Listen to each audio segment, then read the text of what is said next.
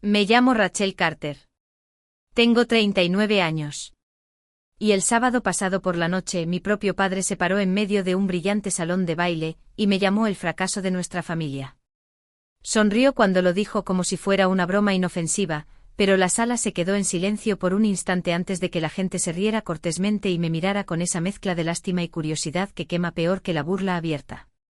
La gala era su recaudación de fondos anual para el hospital infantil local, un evento de gala repleto de líderes empresariales, políticos y personas que podían escribir un cheque de 6 cifras sin pestañear. Camareros con guantes blancos flotaban entre la multitud con copas de champán. Una banda de jazz tocaba suavemente cerca del escenario, y las lámparas de araña sobre nosotros arrojaban luz sobre vestidos de lentejuelas y zapatos lustrados. Había estado en casa menos de 24 horas después de pasar 14 meses en un despliegue clasificado en el Medio Oriente con las Fuerzas Especiales del Ejército de los Estados Unidos. Mis botas aún estaban polvorientas del desierto, pero estaba allí de pie con un vestido de noche prestado, fingiendo pertenecer. Lo oí antes de verlo. Su voz profunda resonó sobre el murmullo de la conversación mientras presentaba a mi hermano mayor, luego a mi hermana menor, enumerando sus carreras, sus familias, sus vidas perfectas. Cuando se trató de mí se rió y dijo, y aquí está Rachel, todavía tratando de averiguar qué quiere hacer con su vida. La mesa se rió. Yo también sonreí, porque he pasado años perfeccionando la sonrisa que esconde todo lo que nunca puedo decir. Ni una sola persona en esa sala tenía idea de que 3 días antes, yo estaba a medio mundo de distancia, moviéndome bajo el manto de la oscuridad hacia un complejo donde las vidas estadounidenses estaban en juego. Tomé un sorbo de champán y dejé que las burbujas me picaran la garganta, conteniendo las palabras que habrían silenciado a toda la sala. Nunca sabrían de las misiones, las noches sin dormir, las cosas que he visto y hecho en lugares que no podrían encontrar en un mapa. Solo recordarían la risa de mi padre y la etiqueta que me puso. Lo que no sabían era que la verdad que llevaba era mucho más peligrosa y mucho más importante de lo que podían imaginar. Y antes de que terminara la noche, una persona en ese salón iba a descubrirlo. Mi padre era el tipo de hombre al que la gente escuchaba. Se movía con la autoridad tranquila de alguien que había llevado uniforme y dirigido hombres a lugares peligrosos. Después de 20 años en el ejército, construyó un negocio desde cero, del tipo que convirtió su apretón de manos en un billete al círculo íntimo de nuestro pueblo. Creía en la disciplina, en los planes que se extendían décadas en el futuro, en las vidas que parecían tan ordenadas como un conjunto de medallas pulidas. Crecí en esa casa bajo esas reglas, sabiendo exactamente lo que se esperaba de mí. Mi hermano mayor siguió el plan a la perfección. West Point. Luego una transición fluida para dirigir parte de la empresa familiar. Mi hermana menor obtuvo su maestría en educación y se casó a los 26 años, una familia perfecta en las tarjetas de Navidad. Y luego estaba yo. Yo era la hija del medio a la que le gustaban más los mapas que las matemáticas, que pasaba horas leyendo sobre países lejanos en lugar de planificar una carrera que encajara perfectamente en una caja. Cuando le dije a mi padre que me había alistado, me miró fijamente durante un largo momento antes de decir que era una pérdida de potencial. Me imaginaba en un trabajo de oficina seguro, tal vez en la facultad de Derecho o en Administración Corporativa, no en fatigas llevando un rifle. Para él, unirse al ejército significaba que se me habían acabado las mejores ideas. No le dije que me habían reclutado en un proceso de entrenamiento especializado ni que había obtenido una puntuación en el nivel superior de aptitud táctica. Esos detalles eran míos, y algunos de ellos siempre tendrían que seguir siéndolo. El entrenamiento fue el primer lugar donde me sentí que pertenecía. Aprendí a moverme en silencio en la oscuridad, a leer la tierra y a la gente en ella, a adaptarme más rápido de lo que mi miedo podía alcanzarme. Aprendí el valor de la confianza en un equipo donde tu error podía costarle la vida a otra persona. Aprendí a mantener la boca cerrada cuando venían las preguntas, a asentir y dejar que la gente creyera lo que fuera más fácil de aceptar. Esa habilidad me serviría más que cualquier arma jamás lo haría. De vuelta en casa, las comparaciones nunca cesaron. El ascenso de mi hermano, el premio de mi hermana, los hitos de los que mi padre se jactaba en cada cena. En cuanto a mí, no había nada que anunciar. No podía contarle sobre la extracción de rehenes en Siria o la misión de reconocimiento en África Oriental. No podía explicar los meses en que desaparecí porque estaba integrada con fuerzas locales en una región que la mayoría de los estadounidenses no podían pronunciar. Así que mi ausencia se convirtió en vagar y mi silencio se convirtió en falta de dirección. Es una extraña soledad saber que las personas que amas creen que eres menos de lo que eres y no poder cambiar eso. Me dije a mí misma que no importaba que mi trabajo fuera para algo más grande que su aprobación. La mayoría de los días, eso era suficiente. Pero había noches, especialmente después de regresar de una misión, en las que me sentaba en la oscuridad y me preguntaba cómo se sentiría ser comprendida. La verdad era que había elegido una vida donde el reconocimiento nunca podía ser público. Mis victorias se medían en vidas salvadas, en amenazas detenidas antes de que pudieran llegar a nuestras costas, en inteligencia recopilada con gran riesgo. Mis fracasos, los pocos en los que me permitía pensar, estaban enterrados en silencio conocidos solo por las personas que habían estado allí. Y así la brecha entre quien era yo y quien creía mi familia que era, se amplió con cada año que pasaba. Había aprendido a vivir con esa brecha, a mantener la cabeza baja en las fiestas, a dejar que las palabras de mi padre se deslizaran de mi espalda incluso cuando me herían profundamente. Pero mientras estaba en ese salón de baile escuchándolo llamarme un fracaso delante de extraños, me di cuenta de que la herida nunca se había curado realmente. Solo había estado esperando el momento adecuado para abrirse de nuevo. El salón olía levemente a madera pulida y perfume caro. Las lámparas de araña de cristal colgaban como fuegos artificiales congelados sobre la multitud, sus luces dispersándose sobre vestidos de lentejuelas y esmokines elegantes. Un cuarteto de jazz tocaba cerca del escenario, sus notas entretejiéndose en el bajo zumbido de la conversación y el tintineo de las copas. Camareros con chaquetas blancas impecables flotaban con bandejas de champán, sus movimientos practicados y silenciosos. Mi padre estaba en su elemento dando la mano, riendo a carcajadas, el anfitrión perfecto en un mundo que había construido para sí mismo después del ejército. Me mantuve al margen de la habitación, moviéndome entre grupos de personas que reconocían mi apellido pero no mi rostro. Hacían preguntas educadas sobre dónde vivía, qué hacía, el tipo de preguntas que me apretaban la garganta. Di las mismas respuestas vagas de siempre, sabiendo que la mayoría de ellas no recordarían mis palabras 5 minutos después. Lo que recordarían era la forma en que mi padre hablaba de mí. Cuando tomó el micrófono para dar la bienvenida a todos, su sonrisa era amplia y practicada. Comenzó con mi hermano, el vicepresidente de la empresa familiar, elogiando su liderazgo y disciplina. Luego mi hermana, la educadora galardonada, madre de 2 hijos, pilar de la comunidad. Los aplausos después de cada presentación fueron cálidos y sinceros. Luego se giró hacia mí y su sonrisa cambió a algo más pequeño, más agudo. Y aquí está Rachel, dijo haciendo una pausa lo suficiente para que la sala se callara, todavía tratando de averiguar qué quiere hacer con su vida. La multitud se rió suavemente, algunas personas mirándome como para comprobar si estaba al tanto de la broma. Sonreí porque he pasado años aprendiendo cómo hacerlo. El sonido de esa risa se sintió más pesado de lo que debería haber sido, presionando mi pecho. Pensé en dónde había estado 72 horas antes, arrodillada en la arena fuera de un complejo en el Medio Oriente, el aire nocturno agudo con el olor a diésel y sudor. Mi equipo y yo nos habíamos movido bajo el manto de la oscuridad, cada paso calculado, cada sombra una amenaza potencial. Dentro de esas paredes, civiles aterrorizados esperaban que los sacáramos. Dejé que el recuerdo se reproduciera en mi mente mientras mi padre continuaba con su discurso. El rugido de las aspas del helicóptero al despegar. La forma en que se veía el desierto a la luz de la luna, pálido e interminable. El alivio silencioso en los rostros de las personas que habíamos sacado del peligro. Nada de eso pertenecía a esta sala, no a un lugar donde las conversaciones giraban en torno a puntuaciones de golf y casas de vacaciones.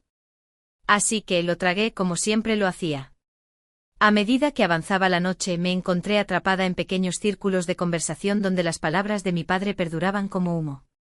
La gente era amable de esa manera demasiado dulce, preguntando si había considerado establecerme o encontrar algo más estable. Algunos me miraban con lástima, otros con una leve curiosidad, como preguntándose cómo alguien podía desviarse tanto del éxito del resto de la familia. No sabían que mi desvío me había llevado a través de continentes a situaciones que la mayoría de ellos no podían imaginar. Cada sonrisa que daba estaba medida, cada respuesta cuidadosa. La verdad se asentaba en mi garganta pesada y tácita. Podría haber silenciado cada pregunta en la sala con una sola frase. Podría haberles dicho que mientras ellos bebían champán bajo las lámparas de araña, yo había estado intercambiando disparos con hombres armados al otro lado del mundo.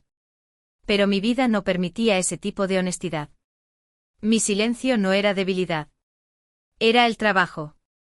Aún así, el peso de él presionaba más fuerte esa noche. Tal vez fue la forma en que las palabras de mi padre aterrizaron frente a tantos testigos. Tal vez fueron los largos meses de aislamiento que se estaban desgastando. O tal vez simplemente estaba cansada de ser la invisible en la historia de mi propia familia. Fuera lo que fuera, sabía que algo en mí había cambiado. Ya no estaba contenta de dejar que la brecha entre quien era yo y quien creían que era pasara sin ser desafiada. Cuando los últimos invitados se habían ido, y el ruido de la gala se desvaneció en el suave zumbido de la casa, mi padre me encontró en la cocina enjuagando vasos. Su voz era tranquila, casi casual, cuando dijo, «Ven a mi oficina. Tenemos que hablar». Lo seguí por el pasillo pasando las fotografías enmarcadas de vacaciones familiares donde yo siempre parecía estar ausente, las sombras de mi ausencia ocultas detrás de sonrisas amables. La oficina olía ligeramente a cuero y papel viejo. Cerró la puerta, se sentó detrás del pesado escritorio de roble y se recostó como un juez listo para dictar sentencia. «Rachel, estoy preocupado por ti», comenzó, su tono cargado de una especie de paciencia que siempre me hacía sentir como una niña. «Tienes mucho potencial, pero lo estás desperdiciando. Tienes casi 40 años. Ninguna carrera estable, ninguna familia, nada que diga que estás construyendo un futuro». Mantuve las manos quietas en mi regazo, mi rostro neutral. Años de disciplina hicieron fácil mantener mi expresión firme, pero por dentro sus palabras aterrizaban como lentos golpes. «Tengo una carrera», dije en voz baja. Él negó con la cabeza. «Tienes algo que llamas un trabajo. Llevas años saltando de un lugar a otro. Ni siquiera puedo explicarle a la gente qué haces. Y cuando no puedo explicarlo, piensan lo peor. ¿Realmente quieres ser la hija a la que la gente compadece?». El aire en la habitación pareció encogerse. Pensé en todas las noches en que había entrado en peligro sin dudarlo. Pero aquí, delante de él, me sentía acorralada. Él no se detuvo. «Podrías haberte unido a la empresa. Podrías haber hecho algo de ti misma. En cambio, elegiste lo que sea esto». Sus ojos me escudriñaron, buscando el momento en que podría estar de acuerdo, la grieta donde admitiría que tenía razón. Tragué el ardor que subía por mi pecho. «Piensas que no he hecho nada de mí misma», dije, más para estabilizar mi propia voz que para cuestionarlo. «Rachel, creo que has evitado la responsabilidad. Has elegido el camino fácil, aunque no lo veas». «Fácil». La palabra casi me hizo reír. Si él hubiera estado allí en las noches en que el aire temblaba con disparos, cuando el peso de otra vida se presionaba en mis manos, sabría que nada de mi camino había sido fácil. Sentí los años de contención, reuniéndose como una tormenta. El silencio que había guardado no era por debilidad, sino por lealtad a algo más grande que ambos. Pero esa lealtad también le había dado el poder de definirme como quisiera, y él había elegido la decepción. Mi pulso latía fuerte en mis oídos. Todavía estaba hablando, su voz un zumbido bajo sobre la estabilidad, sobre lo mucho mejor que podrían ser las cosas si simplemente eligiera un camino diferente. Lo miré, el hombre que me había enseñado a mantenerme erguida, y me pregunté si podría soportar la verdad que afirmaba querer. Mi paciencia se afinó hasta ser un hilo a punto de romperse. Finalmente me incliné hacia adelante, mi voz tranquila, pero lo suficientemente aguda como para cortar su siguiente frase. «¿Qué pasaría si te dijera?», dije, dejando que cada palabra aterrizara, «que te has equivocado conmigo todo este tiempo?». Frunció el ceño como solía hacerlo cuando intentaba salir de un problema como niña. «¿Equivocado contigo? ¿En qué sentido?». Su tono era medio curioso, medio despectivo, como si esperara que me retirara. «No lo hice». Mantuve su mirada y dejé que las palabras salieran firmes. «He pasado los últimos 15 años en las Fuerzas Especiales del Ejército de los Estados Unidos. He sido desplegada en más países de los que puedo contar. He dirigido operaciones sobre las que nunca leerás en las noticias porque tuvieron éxito antes de que pudieran convertirse en titulares. Por un momento parpadeó como si hubiera hablado en otro idioma. Luego soltó una risa corta y aguda. Rachel, esto no es una de tus historias. Sé que has estado en el ejército, pero ¿fuerzas especiales? Vamos. Metí la mano en mi bolso y saqué la gruesa billetera de cuero que llevaba cerca sin importar a dónde fuera. De ella, deslicé la tarjeta de identificación verde sobre su escritorio. Sus ojos se posaron en mi foto, mi nombre, mi rango. Jefe de oficiales de armas, leyó en voz baja, su voz ahora más baja. Me recosté, dejándolo procesar. La semana pasada, estuve en un complejo en el desierto dirigiendo un equipo para extraer a 8 ingenieros estadounidenses que habían estado retenidos durante casi un mes. Nos movimos de noche. Sin luces, sin margen de error. Tuvimos que neutralizar a sus captores, asegurar el perímetro y llevarlos a un helicóptero antes de que alguien se diera cuenta de que estábamos allí. Esos hombres y mujeres están vivos ahora mismo gracias al trabajo que hago.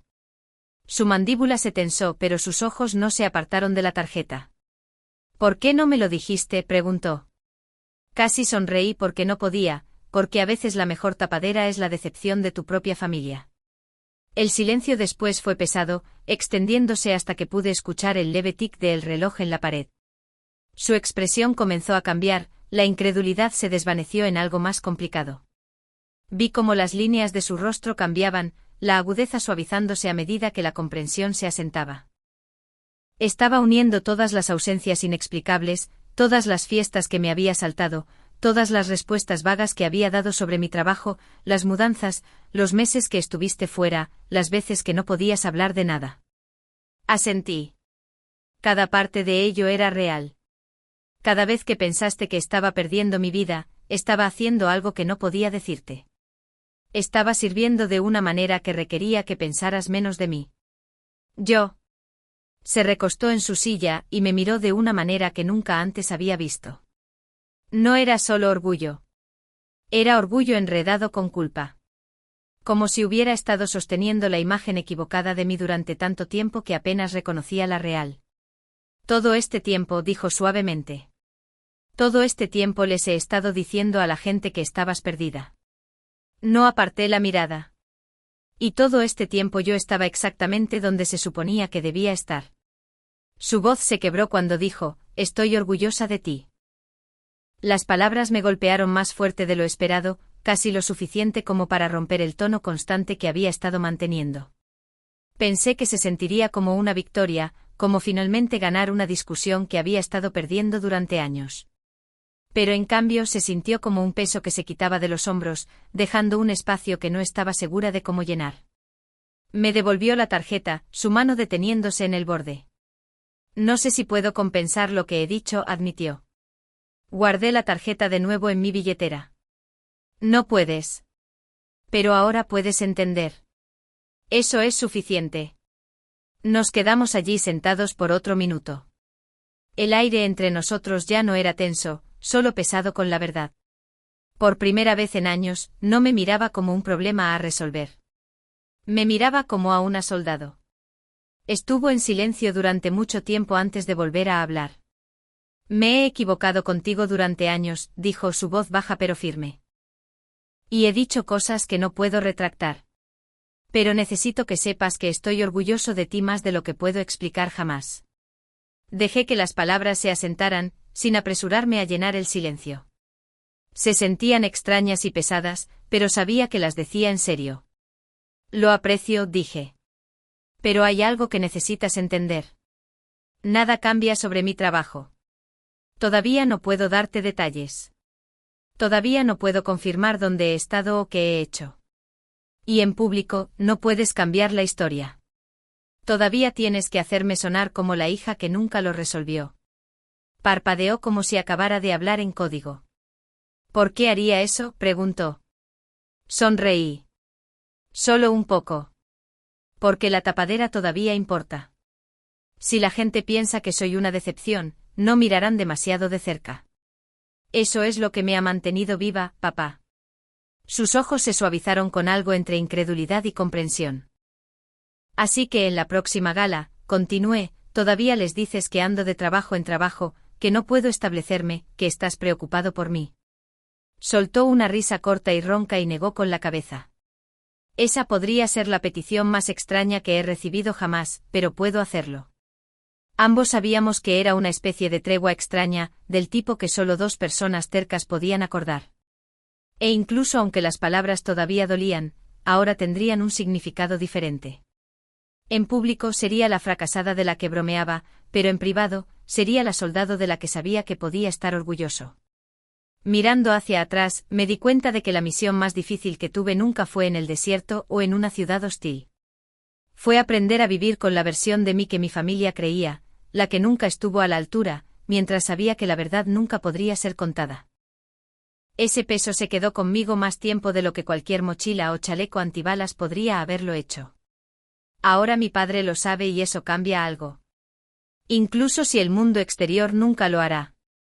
He aprendido que nunca sabes las batallas que alguien está librando tras bambalinas. Así que tal vez la próxima vez que pienses que has entendido a alguien, recordarás que siempre hay más en la historia. ¿Y tú qué?